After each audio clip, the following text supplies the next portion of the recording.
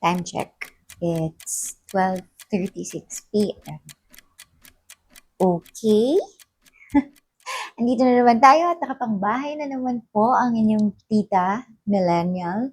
Naka-work from home kasi tayo today, pero we are scheduled to attend a formal event. Sa mga nakakakilala sa akin, medyo mahiyain tayo. So, hindi tayo masyado comfortable mag-attend ng mga gantong formal event, no?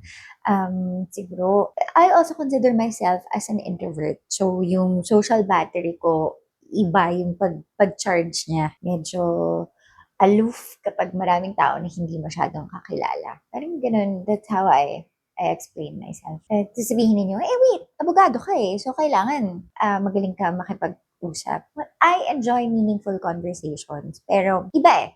Hindi ko siya ma-explain. Anyway, going back to my topic. Kaya ako kinukwento na introvert ako and yung social battery ko, ganyan. Kasi nga, the whole point of this video today is I want you to join me as I get ready for the event na na kinakatakutan ko, na feeling ko uubos ng social battery ko.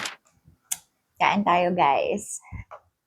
So, alam ko maubos yung social battery ko for tonight, pero okay lang kasi ipapahinga ko lang naman yun tomorrow eh. Netflix, magbabum around, ganyan. Tapos buhay na tayo ulit. Quietly, marirecharge natin yung sarili natin.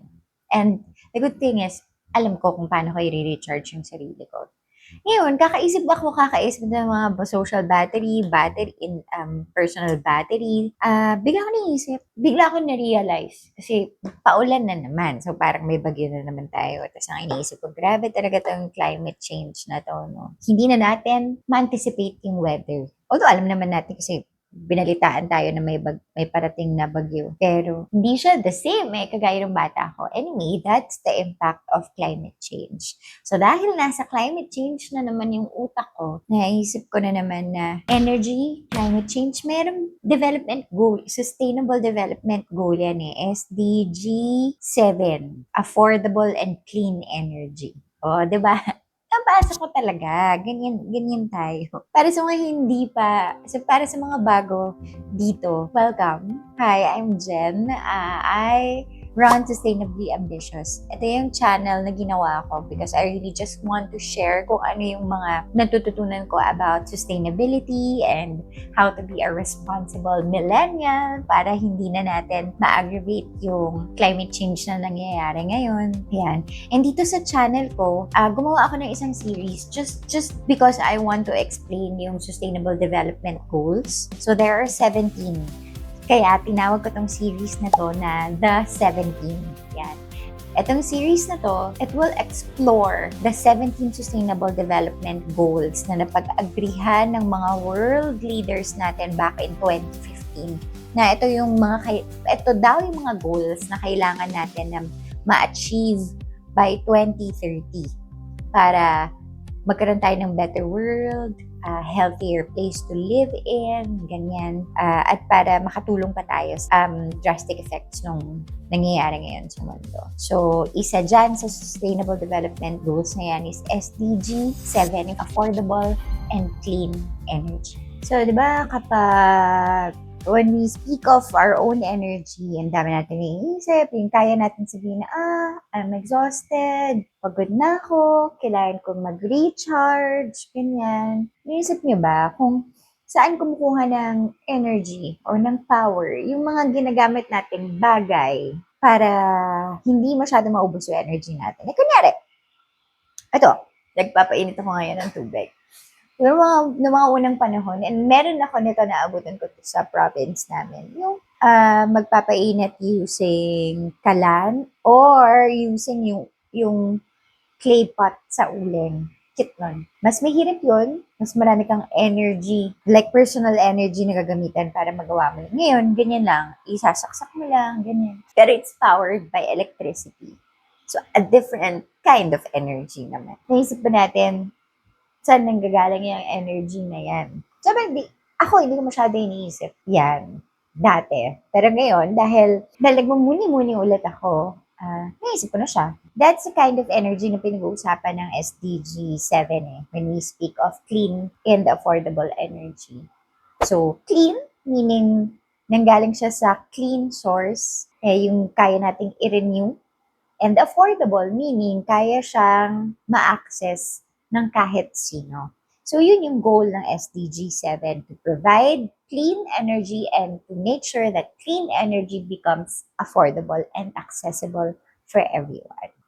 Kasi nga naman, when you have clean and affordable energy, it powers almost everything right now. Schools, businesses, itong condo namin, so homes, kailangan siya for our everyday lives.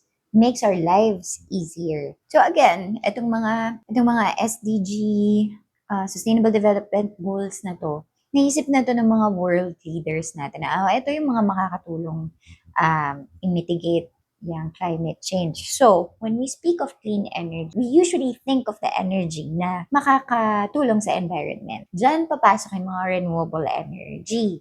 Kaya kung mapapansin ninyo, ang dami yung naglalabasan, di ba? May mga solar panels, ang ganda nun. Pag nagpunta ka sa ibang bansa, yung solar panels, yung mga solar energy nila, ang ganda na.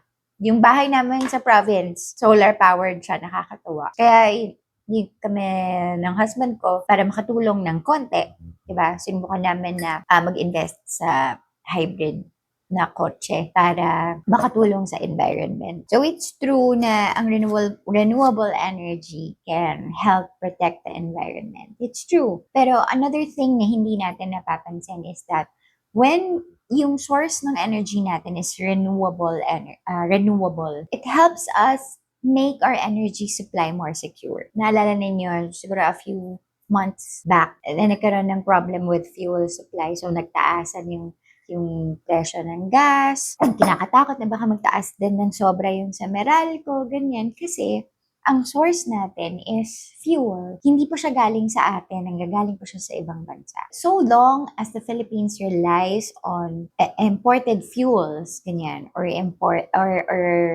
sources outside the country, medyo hindi pa tayo secure dyan. Kasi it means na kapag merong global event, pwede niyang maapektuhan yung electricity costs natin. So parang hindi pa tayo self-sustaining, kumbaga. The good thing is, yung kagaya na sinabi ko kanina, marami nang nagsusulputan ng mga solar panels, solar energy, ganyan. Kasi we have a lot of those resources. Ano-ano ba yan? Pwedeng solar-powered, pwedeng wind-powered, pwede rin water-powered, diba? Yan yung mga klase ng mga clean or mga renewable energy. Sana ma-develop natin dito sa Philippines, no? Para hindi na tayo masyadong dependent sa ibang bansa when it comes to energy supply or electricity supply.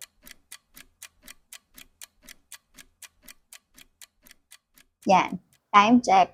It's 2:30. So, after natin kumain kanina, nag-work pa tayo for a bit and then naligo and ngayon magsisimula na tayo mag-ayos. The event, ang target ko makapunta ka dun by 4, sana umabot. So going back to our discussion, no, one part of the solution is talagang magkaroon ng renewable energy. Pero isang part lang yun ng solution. Habang hinihintay natin na magkakaroon tayo ng mga clean source of energy, the next step, yung pinakamalapit na solution na kaya natin gawin right now is to conserve energy. And lagi na natin ito naririnig kahit ng mga bata pa tayo. Di ba parang nasa mga classroom natin yan naka-post siya everywhere sa school. Kasi importante siya. We need to be able to responsibly use electricity. Hindi naman ibig sabihin na parang ile-let go na natin yung mga bagay na nagpapadali ng buhay natin. Kasi again, lahat ng electronic products ngayon, parang yun yung goal, padaliin yung buhay natin, di ba? Ang ibig sabihin lang nun is, pipigilan natin ma-waste yung electricity na ginagamit natin. So, ano-ano ba yung mga examples ngayon? Parang, ngayon, kunyari, maulan, malamig, di mo naman na siguro kailangan mag-aircon, di ba? So, pwede fan na lang yung buksan mo. Or, kung hindi pa naman masyadong madilim, pwedeng patayin mo muna yung ilaw para hindi pa tumatakbo yung kuryente. Pag di na lang yung TV, patayin mo yung TV, diba? Or kapag may nakikita ka dyan na yung tinatawag natin na phantom load, yun yung mga appliance nyo dyan na kahit hindi nyo ginagamit, basta umiilaw siya, ibig sabihin meron siyang electricity na kinokonsume. So baka pwede i-unplug nyo muna yun, para makabawas tayo sa electric consumption. Yan ang ibig sabihin ng responsible consumption. Yan. So, babalikan ko kayo ulit, mag-aayos lang tayo, tapos promise, ipapakita ko sa inyo kung ano yung magiging itsura natin tonight. Time check. It's already 4:09. Okay, so eto na yung nagawa natin sa sarili natin. Medyo maayos naman yung ating makeup for today. Gusto ko ipakita kung ano yung magiging suot natin kasi maulan. Wait lang. Kailangan ipakita ko talaga yun, no? Yan. So, alam na natin na mauubos ang energy ko tonight. Alam ko naman kung paano siya i-recharge, diba? Okay. This is the full outfit. Hope it's okay. Alam natin kung paano kayo... paerektan muna tayo. Alam natin kung paano ko i-recharge ang sarili ko. And sana when we think of the tools we use every day to make our lives more comfortable, to make tasks easier, sana isipin din natin na yun yung mga energy, yun yung mga dapat iniisip din natin na dapat nasa-save din natin yung energy nila. I want us. Kung pinapangalagaan natin yung sarili nating social battery, kung pinapangalagaan natin yung battery natin as individual, sana ganun din natin pangalagaan yung electricity because we share it with others and hindi lang tayo yung dapat nakikinabang doon, diba? Electricity, it's not just there to power yung mga gamit natin. We should also think of it as a way para yung iba, they're given opportunities. So, it's not something na unlimited. So, dapat iniisip natin na it's something that we need to share. So, hindi natin dapat hinuhold. And we need to make sure na sana meron pa to. Mapatagal pa natin yung paggamit dito. Parang nagrarasyon. Nagrarasyon na lang. Basta ganun. Okay. Magpo 4:15 na. So, sobrang late ko na. But, sana may natutunan kayo sa akin. Sana may na-share ako sa inyo. Sana pagtagumpayan ko yung tanong. See you guys. Thank you for listening. So if this resonated with you, I hope you will subscribe to this channel kasi marami pa tayong pag-uusapan na sustainable development goals. And after ng 17 goals na yan, marami pa tayong pwedeng pag-usapan all about sustainability. So sana you stick with me every week. So see you again. Bye!